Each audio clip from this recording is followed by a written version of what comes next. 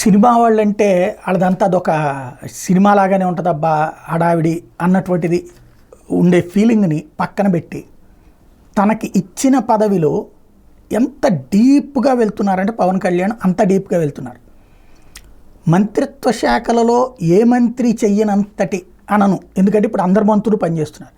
కానీ పవన్కి సంబంధించి జూ అధికారులతో ప్రత్యేకించి meeting tea with deputy CM అనే కార్యక్రమాన్ని ఒకటి పెట్టి అంతర్జాతీయ స్థాయి ప్రమాణాలతో జంతు ప్రదర్శనశాలని అభివృద్ధి చేయాలని పవన్ కళ్యాణ్ అధికారులను ఆదేశించారు. పీపీపీ విధానంలో నిధులు సమకూర్చుకోమని చెప్పి అరుదైన జంతువులు దిగుమతి చేసుకోవడం మీద కూడా దృష్టి పెట్టాలని సూచించారు. ప్రత్యేకించి ఈ చైర్మన్ హోదాలో జూ పార్క్ అథారిటీస్కి ఆయనే చైర్మన్ అవుతారు అటవీ శాఖ మంత్రిగా.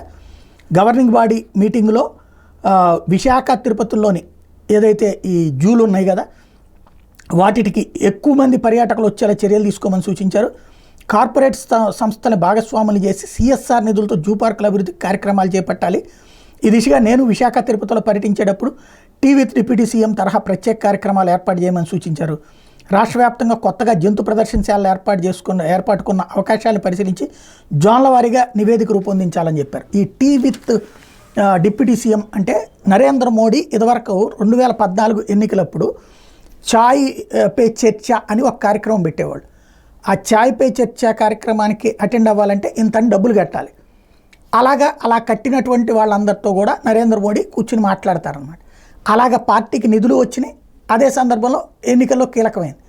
ఇప్పుడు ఆ బాటలో ప్రయాణిస్తున్నారు పవన్ కళ్యాణ్. చాలా సిన్సియర్గా కార్పొరేట్ సంస్థలను పిలిచి అక్కడ సెట్ చేయమంటున్నారు.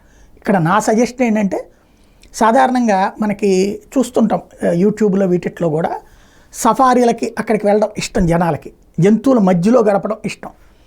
అక్కడ అలాంటి వాహనాలు అయ్యి ఉంటాయి. ఇక్కడ జూలలో అట్లాంటి ఏర్పాటు లేదు.